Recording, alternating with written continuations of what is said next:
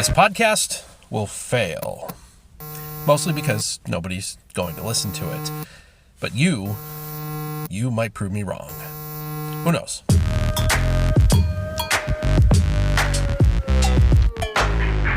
And episode 37. This podcast will fail. I'm just some guy.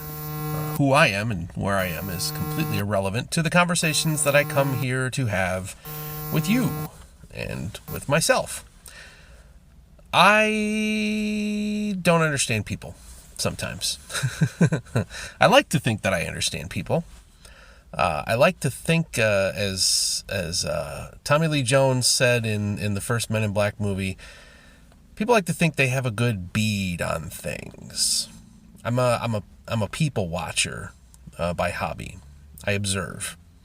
I like to think that I can suss out pretty easily what is going on behind someone's eyes. Not always right, and nobody really can be. Nobody's a mind reader. But I usually think I have a good understanding of what somebody's motivations might be, and well, of course, that also depends on knowing them, right? And anybody can sit there and be a people watcher and guess and make up their own sort of fantastical fantasy version of who they think they're observing and what that person must be thinking and going through. But more and more, I am realizing and finding that I truly don't get people as much as I thought I did. And I think most of it comes down lately to I can't believe the things that people say and the things that people do. I don't understand the explanations and rationales for things. Okay, I'm getting off on a tangent. I should probably I gotta center in and set this up so you can understand what's on my mind here today. So the context of this greater conversation is, to be quite honest with you, it's around the most prominent topic there probably is right now in my country, specifically here in the great United States of America, is that we are preparing to either re-elect or elect a president. And I'm not going to get too far into the weeds on where I stand. You can go ahead and guess. You can quote unquote people watch me based on the things that I've said in this podcast so far. And I've intentionally tried to stay a little bit vague and not come right out and tell you where I sit politically. For the same reasons that I don't tell you my name or who I am or where I am or any of that, because I don't want to cloud the conversation that I'm trying to have with any preconceived notions about me based on those, I guess you could say, demographics, right? I just want a clear, no filter conversation that doesn't come with any insistence on bias of any kind. Okay, that's what I want. So I had a conversation with a coworker who actually, as a weird side story, is somebody that I went to high school with, but I didn't know I went to high school with them. They knew me. And this is established like a year ago when this person came and started working at my office. They were like, "Oh, I know you. Yeah, remember, I knew you." And I'm like, "Hey, you? Yeah, sure. I think I remember." For some reason, I want to think that he like knew the circle of friends that my wife knew in high school. But again, he knew who I was. And I guess in the long run, I figured out that I did know of him. And in retrospect, I think I knew who he was. But I didn't know him. Anyways, good guy, nice guy. And it actually turns out, of all things, that he lives in my town as well, which is odd because we both grew up in the quote-unquote city, that we went to high school in together, and we both have landed and are raising our families in the same little 8,000 person rural town, 35 minutes away from the city. Okay, so there's all that cosmic confluence stuff that I'm always talking about. But it's been pretty obvious that this particular person, it's no secret that they have a particular political leaning, just based on my conversations with them, and it's not hard to suss out, right? You just talk to this person for a couple minutes and you know where they stand. And I'll tell you that it is on the exact opposite side of where I stand. Right. But it's okay, because generally speaking, we have a fine working relationship, right? I'm not going to go as far as to say that I'm friends with this guy. We weren't friends in high school. We were vague acquaintances. They knew the people I knew, or whatever. But he's decent. He's a good dude. Gets his work done. No problems. Mild-mannered, easygoing, right? No real qualm.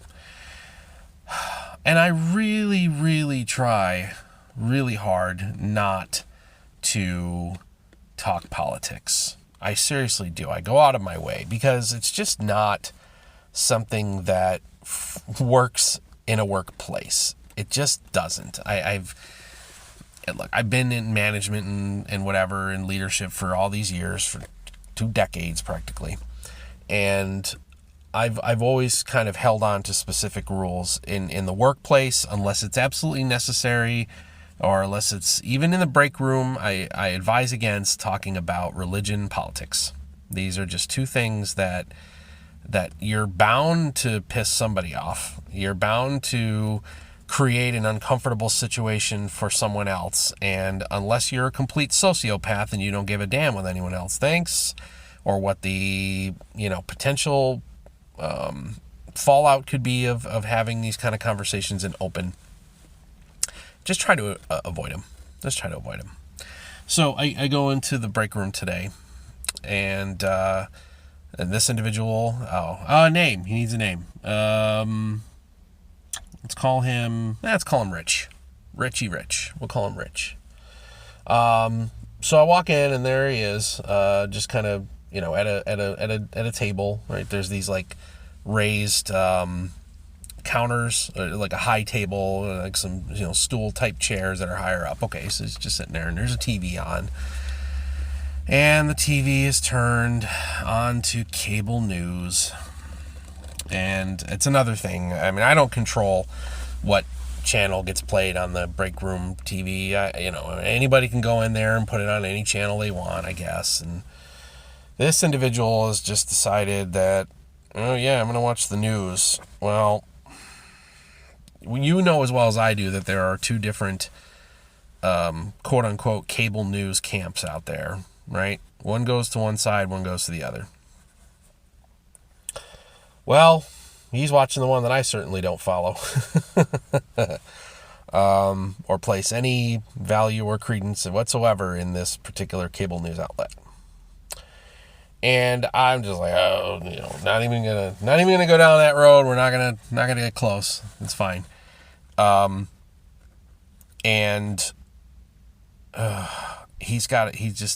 couldn't help himself. He had to say something. It was a quick, hey, how we doing? And, I think he saw my eyes dart at the TV screen. And I think he was able in a split second to discern what must have been going, the incomprehensible eye roll, and what was going on behind my eyes at the sight of his news choice. I'm trying to be so delicate, man. I don't even know if anybody's even listening, and I'm trying to be delicate here. So, there's a news story revolving around the election, of course, and everything around the election revolves around, the president. And so this dude, Richie Rich, decides to say, something to the effect of, it's just ridiculous. And and I'm cringing, right? I don't want to have a conversation. I want to walk away and not do this. It's just not my thing. And so I just kind of tried to just give it a quick little, you know how it is, and just kind of be done with it. And he just had to press it, and basically said something to the effect of, well, if they would just. And it was so hard to just bite my tongue and not engage, because I have my own set of beliefs, my own value judgments. They are clearly polar opposite of this man, Mr. Richie Rich. And I don't care to discuss them in the workplace. I just don't. I have no use for it. And I frankly don't even know if I would discuss it outside of work if I saw him. I saw him at we got a little tiny, you gotta forgive me, but shitbox grocery store in the middle of our town. I saw him in there once with his wife and his son, and a quick, hi, how are you? Jay, yeah, shake hands. Hey, little man, nice. I don't think I would even discuss these things outside of work if I ran into him in that context again. But it was just, apparently he was so driven to want to make his point about this, and I'm just, God, why, dude? Like, why do you need to discuss this in this forum? This is not the place. This is not the context, right? I don't even want to respond, but I was like eating at me. Like, I want to just pull out my book and start flipping through the pages of what I believe and the facts and evidence that I know to be true, which run counter to the thinly veiled horse crap that you just... No, we're not going to do that here. And I don't understand people anymore, right? Why do people seek out conflict in this way? I think that's kind of my overarching point in this conversation. There's time and place for important conversations and dialogue, right? There is an appropriate moment to have a political or philosophical discussion. They're valid. They need to happen. People need to be invested in changing hearts and minds. That's the American way, right? We need to have open civil discourse. We need to be able to listen, at least with something approaching an open mind, to someone else's point of view, and then be willing to have a substantive debate about the facts. And that's tough right now because our political environment is so completely charged on either side. It doesn't matter which. Both sides are fired up and pissed off right now, more so than I can remember in my life. Maybe not true. No, maybe that's not true. I remember my mother growing up was pretty loud and politically verbal, maybe is the word. She didn't hold back. She said what she believed, and everybody else can go to hell. She was a very fiery, combative type of person. But it's not right in the workplace. At least that's my opinion. I wish I could ask you, if anybody is listening to this at this point, if you're sitting there trying to figure out, okay, is he left or is he right? What am I? Maybe I'm hoping. Two things. One, I wish I could ask you what you think about this, and hear what you have to say. Now, I may hear what you say and go, well, that's because you're an idiot and you don't want to see the evidence that's right in front of you. You don't want to acknowledge what you can clearly see right here, right? When you peel away all of the spin and all of the hyperbole and all of the made up, and desperate attempts to change the subject about, your guy, none of it works in a workplace. We have to go back to our desks and be able to function in our job roles and get the work done, because we're here for a reason. We're here to work. We're here to provide a service to our customers. We're here to produce results for our employer, so that at the end of 2 weeks, our employer will put money into our bank accounts and we can live our lives and take care of our families. So more to come, more to figure out on that. But in the end, just to close out the story here. So I just sort of shook it off and said, yeah, hey, I got to get back. I'll see you. And just, very uncomfortably extracted myself, left him with his favorite news channel to sit there and watch and be angry, I guess, at what he wants to be angry at right now. And that's fine. I slunk away and made it back to my desk and said, thank God, I'm going to be going to lunch in a little bit here myself, and I can have this conversation out loud in my car, just me, myself, and I, and this happy little podcast right here. It is. It's like self-therapy, I guess, in some ways, being able to come and just talk. So, all right. So I suppose I should start winding down here. I don't know what's going to happen in a week. We'll stay on politics just a little bit longer. I don't know what's going to happen in a week. I think that we are in for a much longer political season than anybody expected or is prepared for. I think that there are going to be a lot of heated emotions. I think that there is going to be a lot of hand-wringing and probably legal wrangling that take place throughout the month of November, probably into December. I don't know if we'll know exactly what happens by January. That's just where I sit. I don't know. I think that both sides are going to fight tooth and nail. My only hope and my only fear is whether or not we as a society can stay glued together as one union by the end of it. But I would love to know what you think. I just can't ask you. And then I just think it's interesting for me to sit here and wonder if you think you know where I sit politically. It's an interesting conversation. It's itchy, right?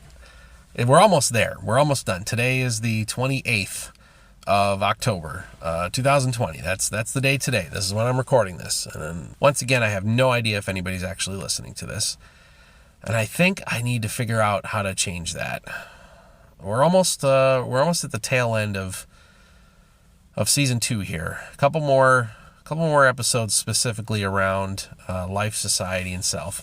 And as I get into those kinds of conversations, I really wish that I could get feedback, or at least hear people's thoughts and opinions.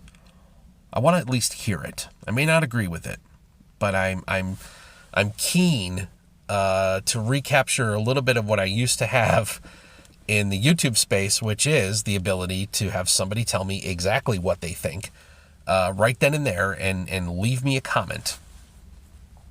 I don't have that. I haven't had that in the past 37 days.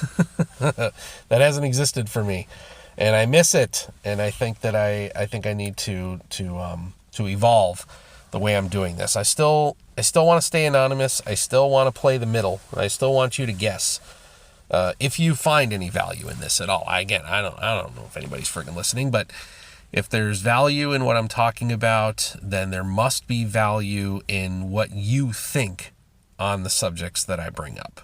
So, all right, that's it. That's my statement. That's my story. If you took the time to listen to it today, thank you. I appreciate you very much. And I guess wherever you are, I hope you have a good one.